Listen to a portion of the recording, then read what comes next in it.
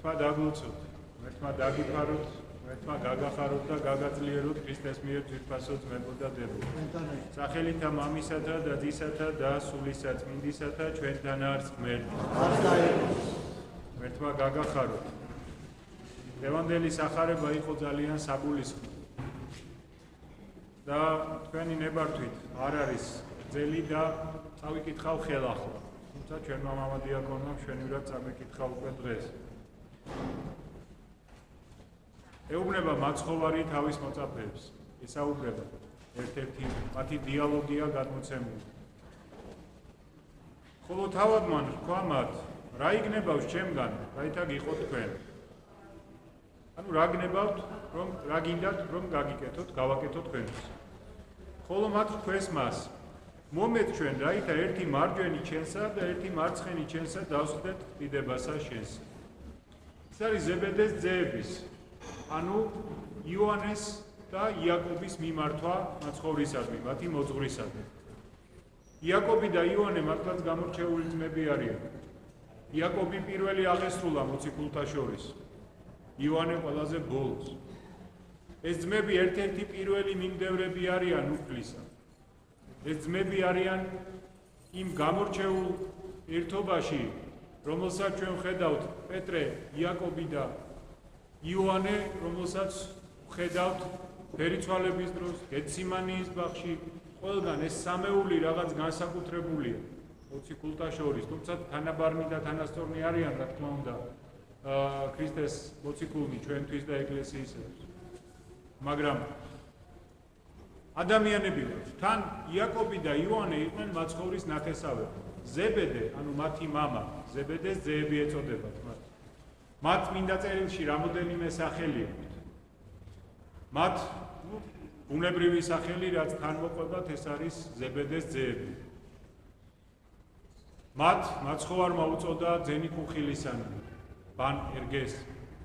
ანუ იმის წინასწარ საუწყებლად, რასაც ისინი მერე მოიმოქმედებდნენ, რომ მათი ხმა მართლა კუხილის მსგავსად გადაუვიდა მთელ მსოფლიოს, როგორც მოციქულებისა და მათი ამბავი.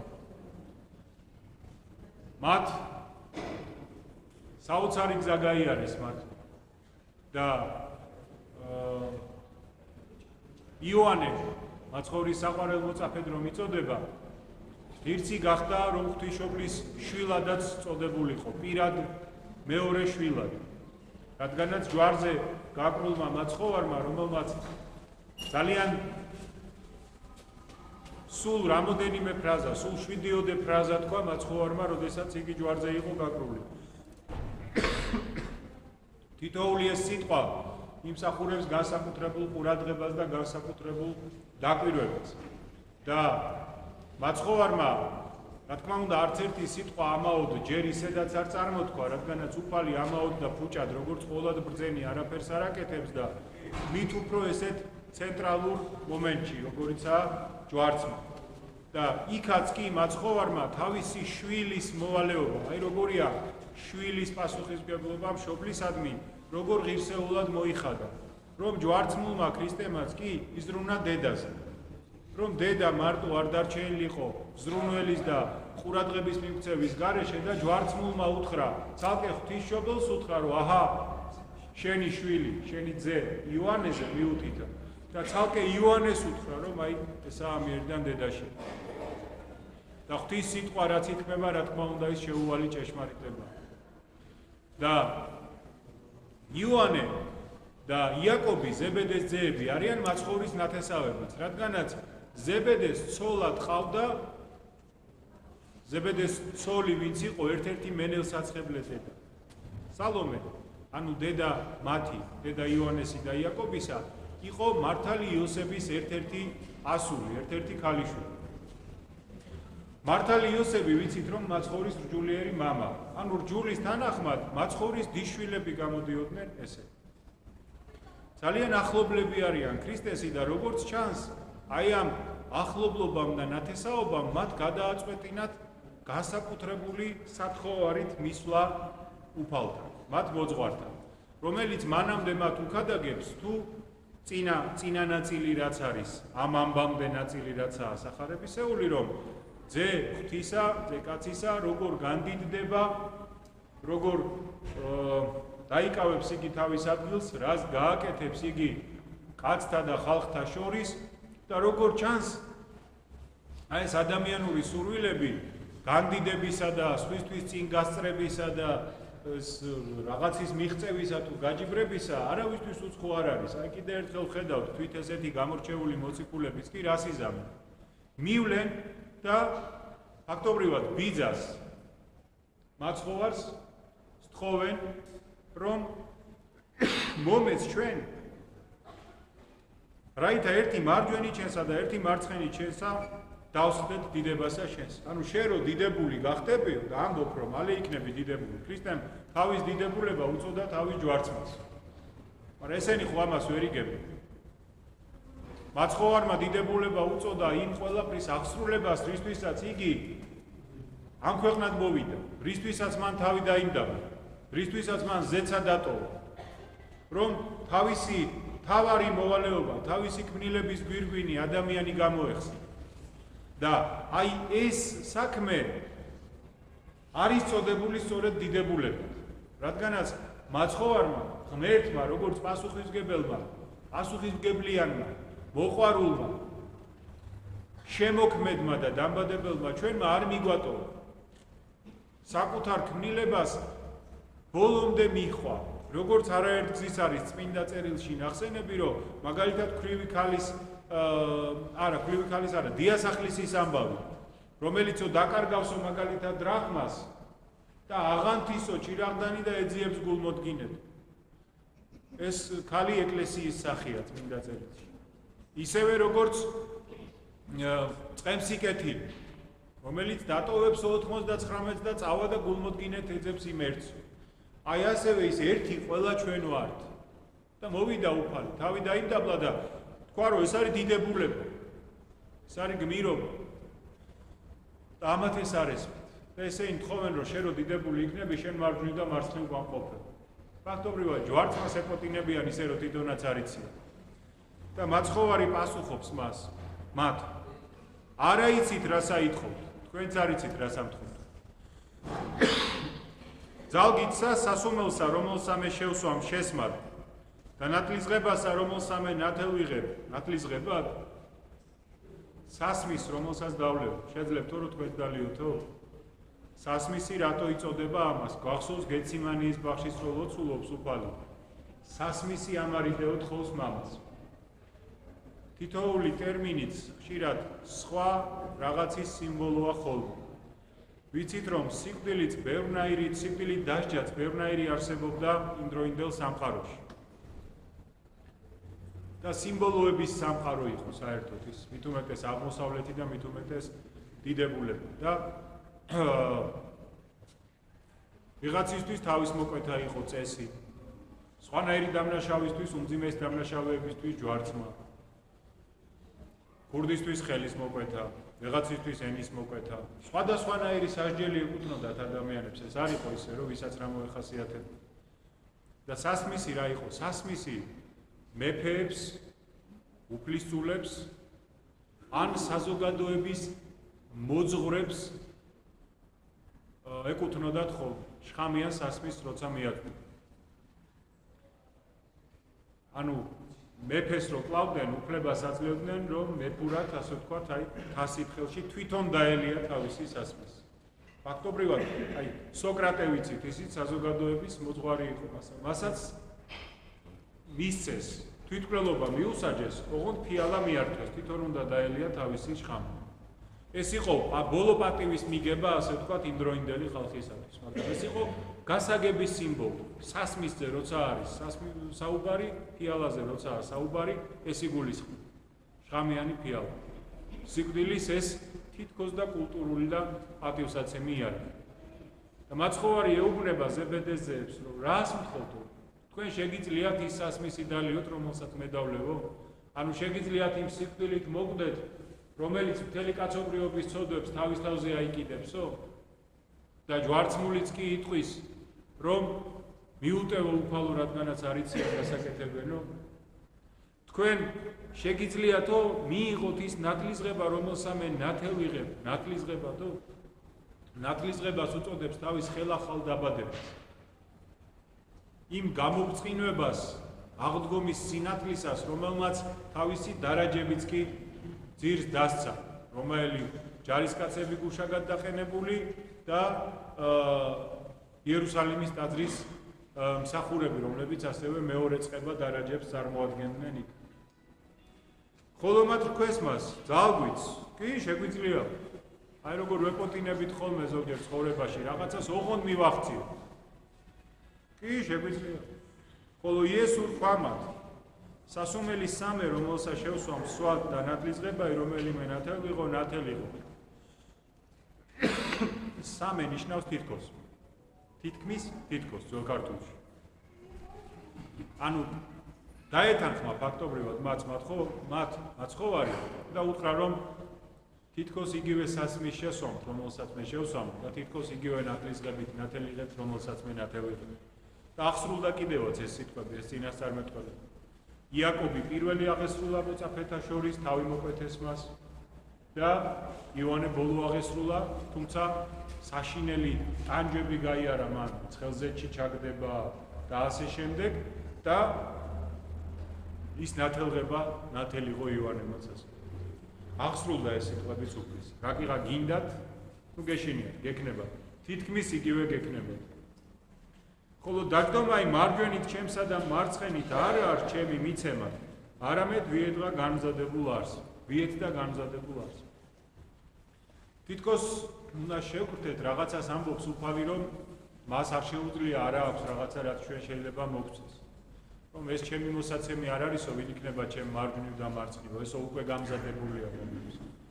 არა და თვითონ არის შემოქმედი, ვინ გამზადა ეს ყველაფერი. ჩვენ ვიცით, უფალი არის თვითონ შემწირველი, ანუ ვინც სწირავს, თვითონ შეწირული, ანუ ვინც იწირება და თვითონ შემწირველი, ანუ ვინც იწირავს, რადგანაც ღმერთის თვითონ ყოვლადწმინდა სამება. თუმცა ყოვლადწმინდა სამების პირთაგან ერთი ძე კაცისა და ძე ღვთისა, უფალი ჩვენი იესო ქრისტე იქნა ჯვარცმული და არა მთელი ყოვლადწმინდა სამება. ვინც ყოვლადწმინდა სამებაზე იტყვის იგივეს, ის არის მონოფიზიტი და ის არ არის მართლმადიდებელი.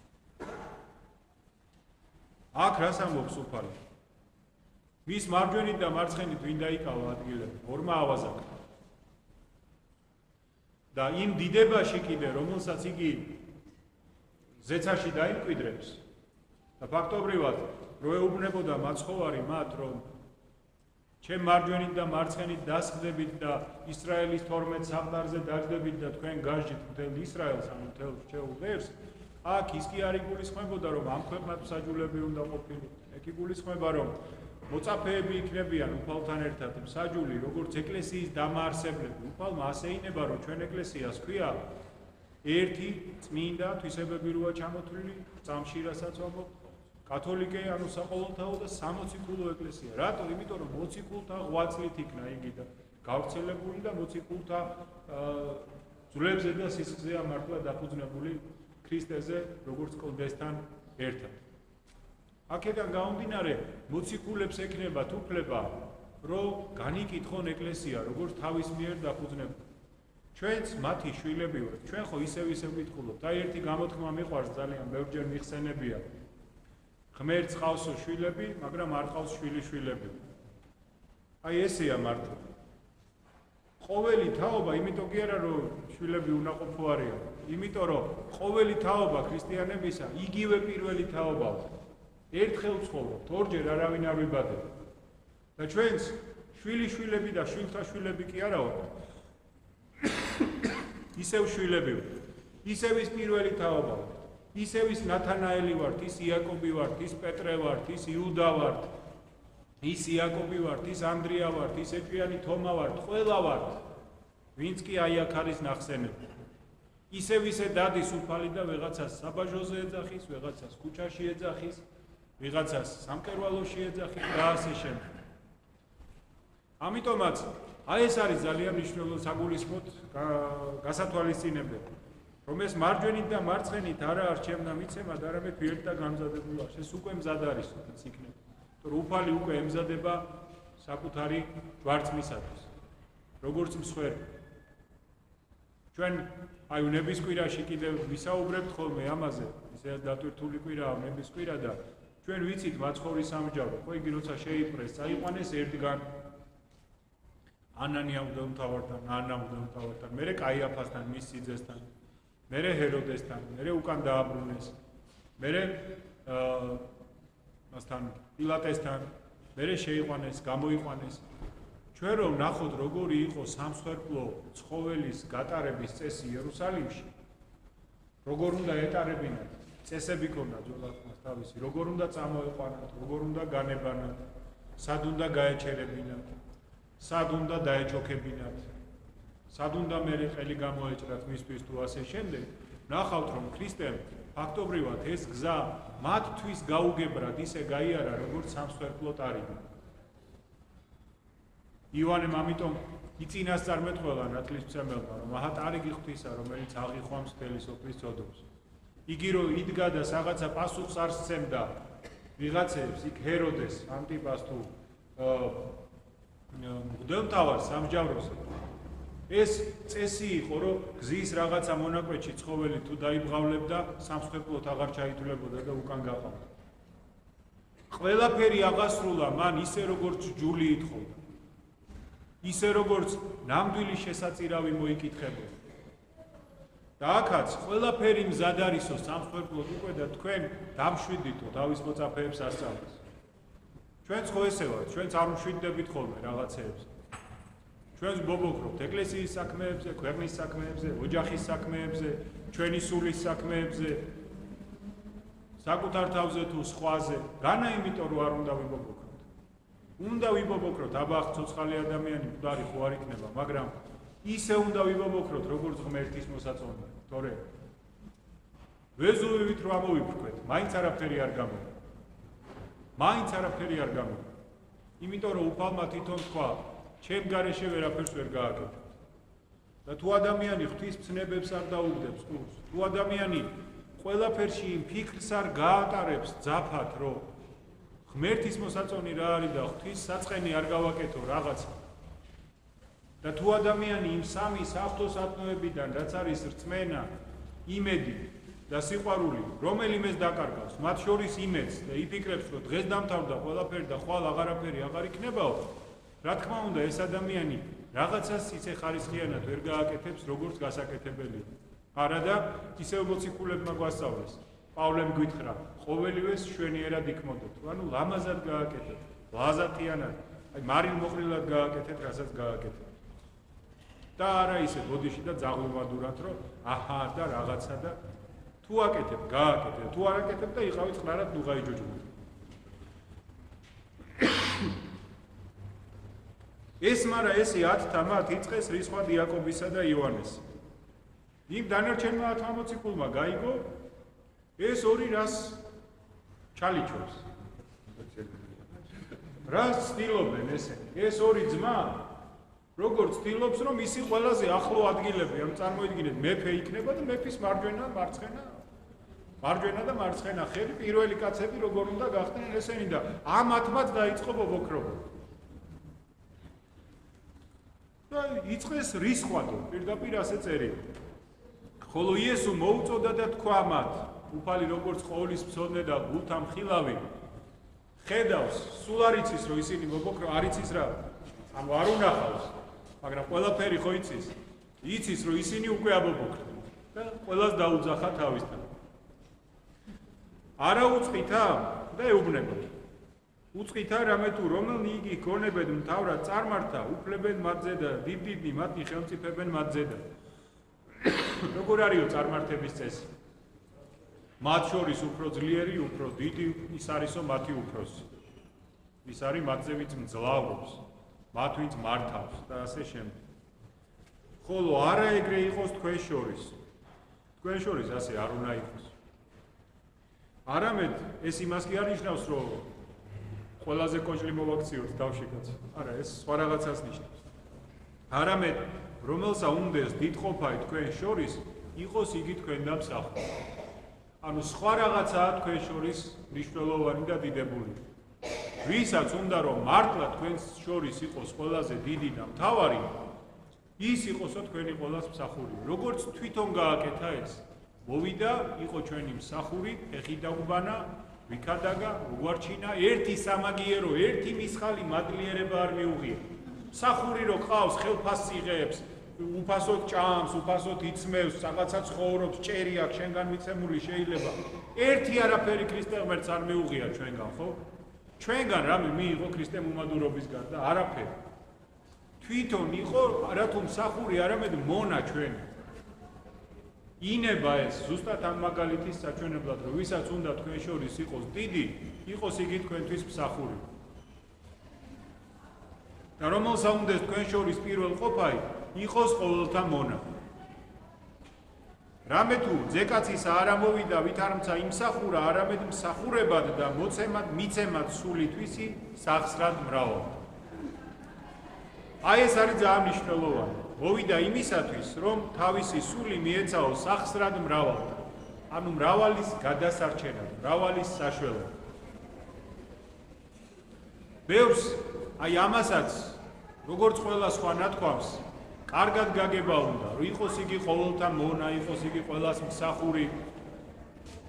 ზოგი განეწყობა ხოლმე ასე, მაგალითად უფალი ბრძანებს ხო, რომ ვინცო ერთს რაღაცას დათმობს ჩემთვის, 10 მაგად მიიღებს. და ვინმე რო წარმოიდგინოს, რომ რაღაცას გააფუჭებს იმისთვის, რომ უბრალოდ ის 10 იმდენი უნდა მიიღოს. ან ვიღაცა რო ცოლს გაეყაროს, რომ მე 10 ცოლი მოიყვანოს. ხოსი გიჯო იქნება ეს, არა? ეს ისეა, როგორც ვიღაცა რო ძალით საკუთარ სახლს დაწვამს, რომ დაზღვევის ფული აიღოს, ან რაღაცა ამ დაგვარი. ეს ასე არ არის. ეს ასე ბოდიში და არ მუშაობს. ეს არის ზრუნვა ყველა საქმეში ღვთის დიდებისათვის. რომ შენ რაღაცას ხშირად შენ საქმეს ხშირად რაღაცა ისეთს, რაც თითქოს და ძალიან მნიშვნელოვანია, გვერდზე დებ ხანდახან იმისათვის, რომ საერთო სიკეთესაც რაღაცით გამოადგო, რაღაცით მონაწილეობა მიიღო. ფიქრობ იმაზე, სხვა როგორ იქნება. იმიტომ რომ რაღაცას როცა ვითხოვთ, ჩვენ ზებედეების მსგავსად, ხშირად არ ვიცით, რას ვითხოვთ ხო. ხშირად არც კი ვიცით, რას ვეპოტინებით ხო. დღევანდელი უდიდესი წმინდანი ჩვენი და მთელი ეკლესიის დიდი ნუგეში იმედი და მფარველი მარიამ ეგვიპტელი ამის მაგალითია. დღეს მისი ხსენება უდიდესი მმარხველის და გამორჩეული ადამიანის. იგი ჩავიდა იერუსალიმში იმისათვის, რომ რაც შეიძლება მეტი ადამიანი გაერო. მიზანი ჰქონდაო, თვითონ ფული გადაიხადა, ჩავიდა, რომ მეტი ადამიანი ვაწტუნოო იერუსალიმში. იგი ცდილობდა ეკლესიაში შესულიყო, ტაძარში უნდოდა შესულიყო და ვერ შევიდა. რას ითხოვდა? და რა დაუშვა ღმერთმა?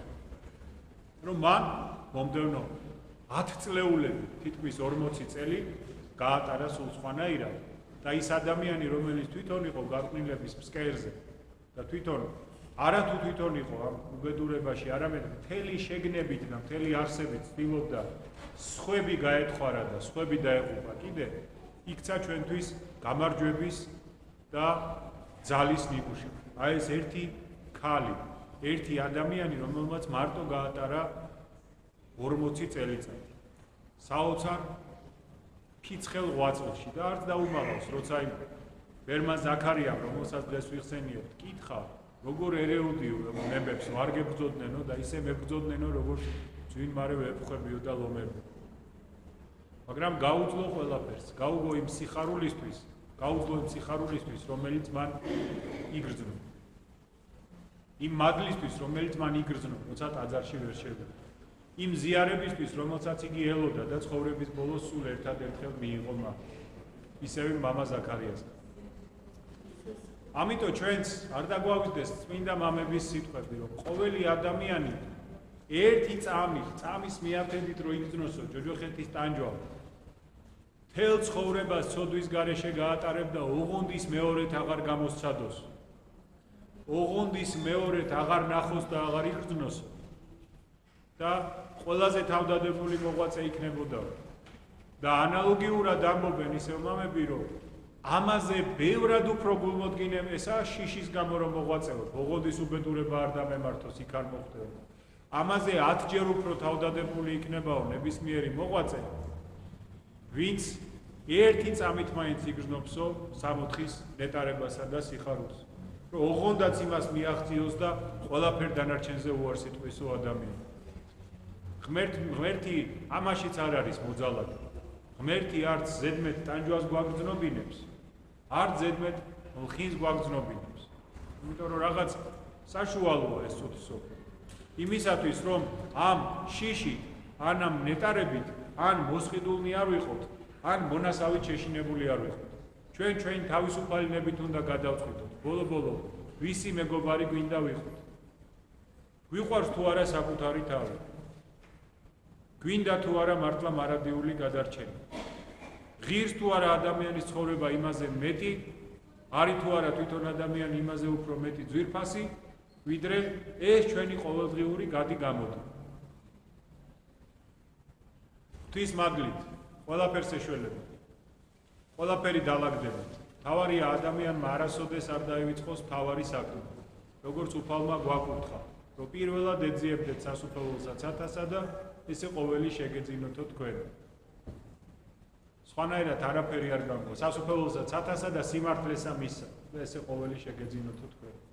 აი ეს არის ძალიან მნიშვნელოვანი. ჩვენც ვეძებდეთ ხალხო საღვთო სიმართლეს და დანარჩენი, რა თქმა უნდა, საგლებიც უნდა ავაშენოთ, რა თქმა უნდა, გზებიც უნდა გავიყვანოთ. რა თქმა უნდა, ყველა კარგ საქმეში პირველები უნდა ვიყოთ და უნდა ვიაქტივოთ. მაგრამ დანარჩენი რაც არის პირველი უნდა იყოს ის, რომ ვიფიქროთ რა არის ღმერთის მოსაწონი და რა არა.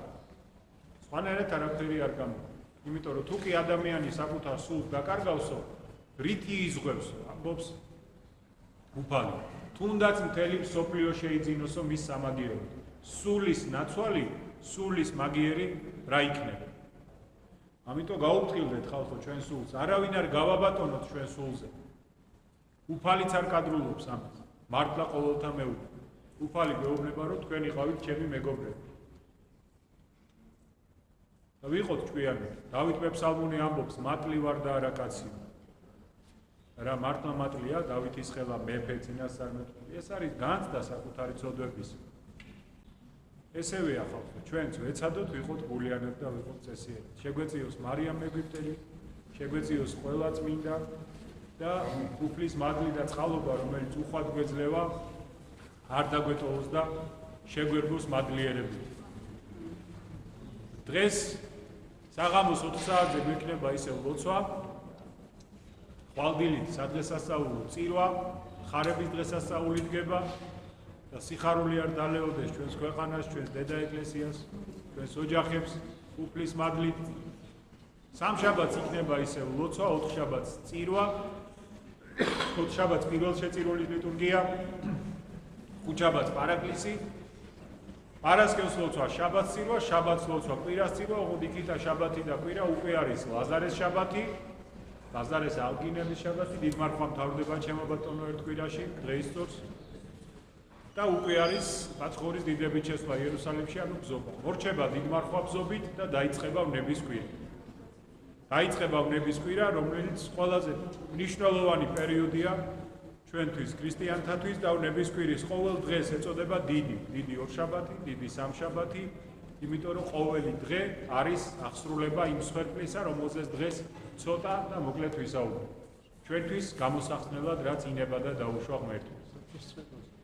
ზეთისწყება იქნება ხო, ხუთშაბათს, პარაკლისი რომ თქვი, ხუთშაბათს 10 რიცხვში გვაქვს 7 დღის ზეთისწყება, ზეთის კურთხევა, მეორედ ერთი ჩავატარეთ უკვე 2 კვირის წინ, ერთი ხუთშაბათს გვექნება, ვინც უკვე იცხო, არ არის საჭირო რომ ხელმეორედ მოვიდეს, თუ მოძღვრის კურთხევა ექნება ადამიანს კი ბატონო მოვიდეს და ვისაც აღსარება აქ ამ მარხვაში ნათქვამი, ვისაც მოძვრისგან ამისი ნებართვა აღიღებული, მოვიდეს და ჩვენ სამსახურში ვართ ხალხო, ღვთისმადლით ჩავატარებთ ისევ ერთობლივ ჩვენგზის ზეთისწყებას, ანუ ზეთის კურთხევას.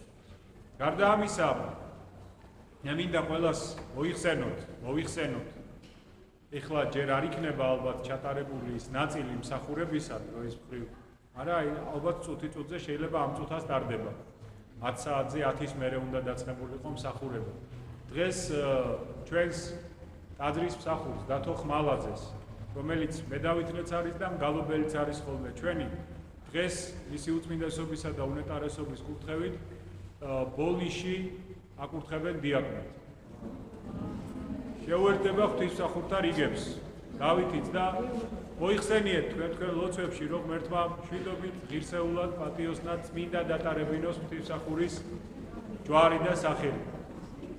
სვეტი ცხოვლის დიაკონი იქნება დავითი და იქ იქნება დადგენილი, როცა დაუბრუნდება პრაქტიკებს და სავალდებულო დასაწყის მსახურებებს, როცა გაივლის, მერე სვეტი ცხოველში იქნება დიაკონი და ჩვენთან ხანდახან ალბათ გვესტუმრება ხოლმე. გაიხარეთ, გაძლიერდით და მშვიდობა არ მოგაკლოთ უფალს. ჩვენთან არის ღმერთი.